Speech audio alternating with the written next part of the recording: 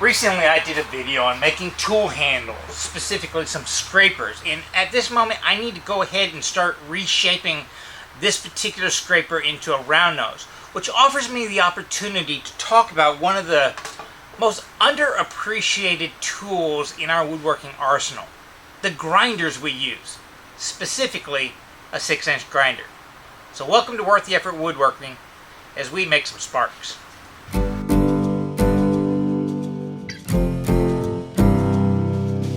Right next to my workbench, I keep this 6-inch grinder, and I use the 36-inch grit wheel on it. And this is the original wheel. The harsher the grit, they don't seem to wear out, and it tells you a lot of how I use it. Because it's 36 grit, it takes bigger chunks out of the steel, and strangely, that generates less heat. And heat is the enemy of sharpening off of a grinder. My hand tools, the ones I started out with, if you get them up to about 400 degrees, all of a sudden the color of the steel will start to change and you're in danger of just totally ruining the tool forever. That's why so many people are scared of grinders. But the thing is, most people will have something like an 8-inch grinder for all their hand tools, and on it they'll have either a white or blue wheel, which is probably anywhere from between 80, 120, 180, or 240, 220 grit, somewhere in there. Much higher grit than the 36. They generate a lot more friction, therefore they heat the tool up a lot quicker, so you can go past the point of tempering really, really fast. But I like this 36 grit because it allows me to put that hollow grind on all my hand tools really easy.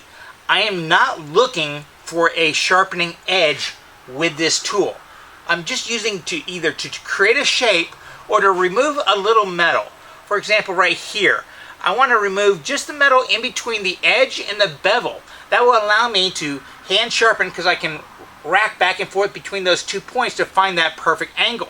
And after you've hand sharpened a little while, that bevel, that radius generated from the diameter of the wheel goes away. And that's one reason why I like the 6-inchers for all my chisels and plane blades, because the radius is a lot smaller, so it lasts a little bit longer. And what I'll do is, I've got this set at what I want. I just come over, a few quick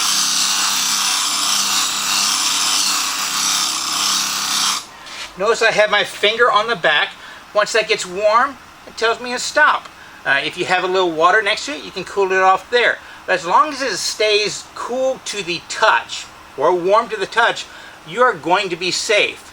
But I want you to notice, I still have a shiny spot on bottom, I still have a shiny spot on top. I did not touch the edge or the bevel. All I did was remove the metal in the middle. 36 grit is perfect for that. Unlike my high-speed steel tools that I use on my turning, because there I'm using the grinder to actually get a cutting edge. Now in that process, I'm grinding high-speed steel. And you know, it's kind of a misnomer that you don't have to worry as much for the temperature of high-speed steel. Well, that is somewhat true. It can get to the point where it is changing color and it will not ruin the temper of the steel. You have to go quite a bit further than just getting that kind of hay or maybe a light purple color for it to just totally destroy it. Unlike my hand tools, which are, a lot of them are O1 or A2 steel. That's why they've been getting into some really exotic metals in the turning world with powders and stuff like that to allow that higher temperature and more toughness and edge retention. But if it is tougher, that also means it's harder to sharpen. And thus, not only do we have a higher grit wheels on here, these are going to range from 80 to 120, 180, 220, really common grits in the turning world.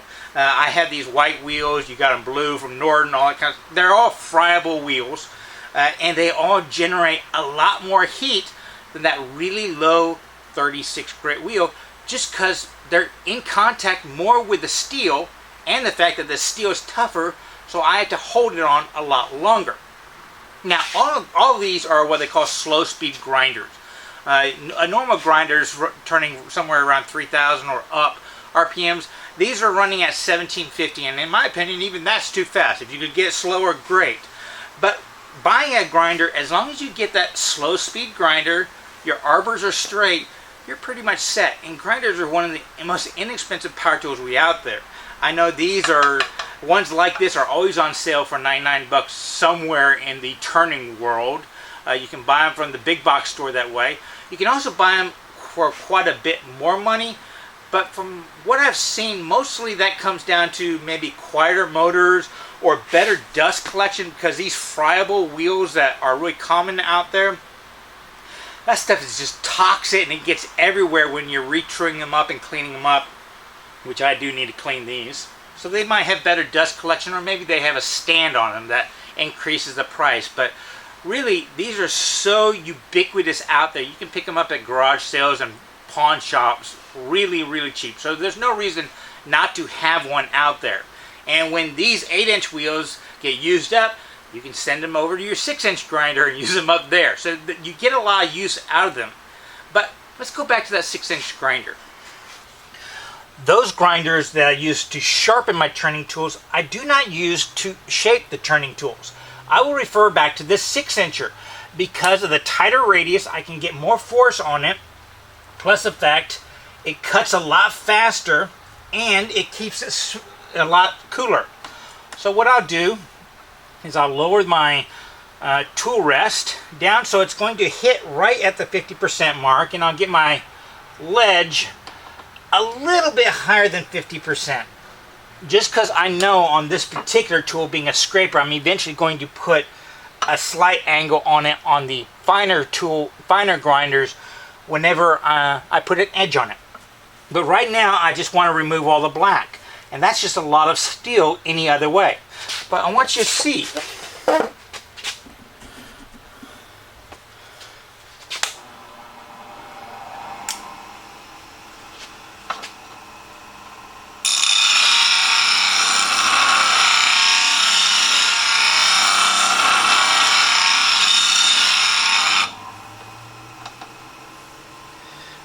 The 36 grit wheel will take off a lot of steel fairly quickly, and it's not hot.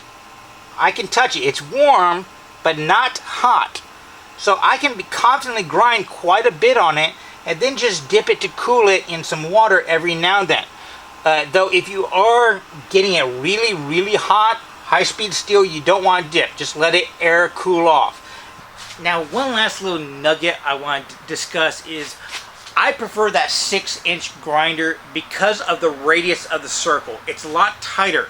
So on my hand tools, because it puts a steeper curve in there, a tighter radius, I can hand sharpen quite a bit longer than on the 8-inch one, which doesn't put as much.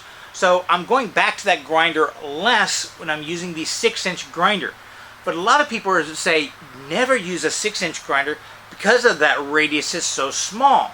And it made sense to me until I saw a video of the guy that puts the bevel on all of Robin Wood's axes that he sells.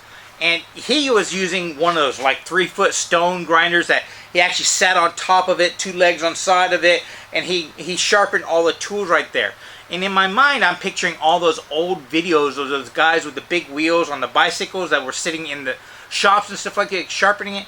And you look at how they use those things in the pictures, and how this Sheffield guy who was trained and spent his entire life putting edges on tools, he did not use that grinding wheel like you just saw me do it. I moved my blade straight across the wheel. So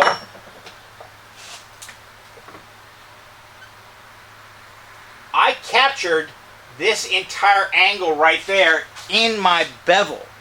But those guys, they're sharpening the tools not across the wheel, but down the face of the wheel.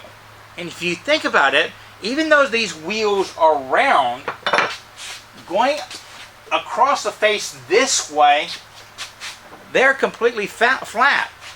So if you are sharpening off of just this edge like that, you can have a flat surface even though it's a round wheel.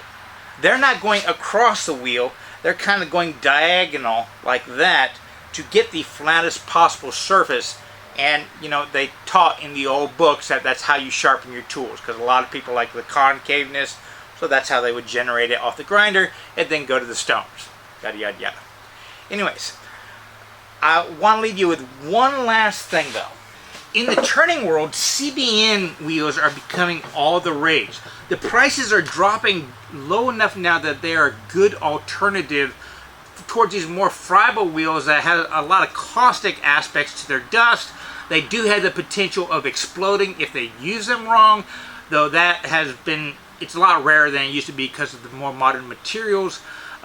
Plus the fact that the diamonds are kind of encrusted over a steel wheel, and that steel wheel acts like a heat sink. So you are a lot less likely to overheat your tools on those things because the wheel itself is absorbing a lot of the heat, and it's just massive compared to the tools we're using. I know my dad can grind on his when he's using a really high grit wheel sharpening some of his tools, and it just doesn't generate any heat, noticeable heat in the edge. So if you can go the CBN route, I truly believe that's going to be the future, and maybe in 5 or 10 years the prices will be low enough that they can compete against these friable wheels. But if you can't do that one, you can get these friable wheels almost for free if you contact your local turning clubs, because so many people are upgrading the CBN. They have the friable wheels that they're just throwing away. They're totally useless to them nowadays. So you can get a practically brand new friable wheel, a Norton high quality one, high grit, something like that. Use that one when that 8-incher gets too small, and you can put it on the 6-inch grinder and go from there. Though my grinder right there has the original 36 grit wheel from so many years ago that it's perfect for what I use it for. So don't be afraid of a grinder. Use it, respect it. Just watch the heat and understand what you're trying to accomplish with it. If all you're doing is trying to remove metal to create a shape, get the coarsest grit you possibly can. It'll work faster, it won't generate as much heat, and you'll be a lot happier in the long run.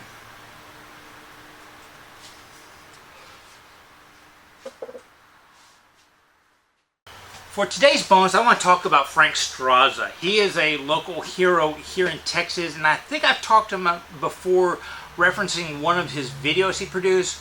But as of lately, he's gotten really into the Instagram game, specifically the stories. And he's one of the best educators in the high-end furniture making. He trained under Paul Sellers for a long time, but in my opinion, he is taking it so much far above what he's doing right now. He does intarsia, instrument making, as well as furniture, and he's really well known for his workbenches. But his stories he's going through and kind of documenting one step at a time. So it's like a little nugget of information that you can get to watch him do as he goes along. Everything from inlays to his bench building to just his opinion on some of the tools. So on Instagram, I'll put a link to his account down below. It's really well worth following him just for the stories he's putting out constantly nowadays.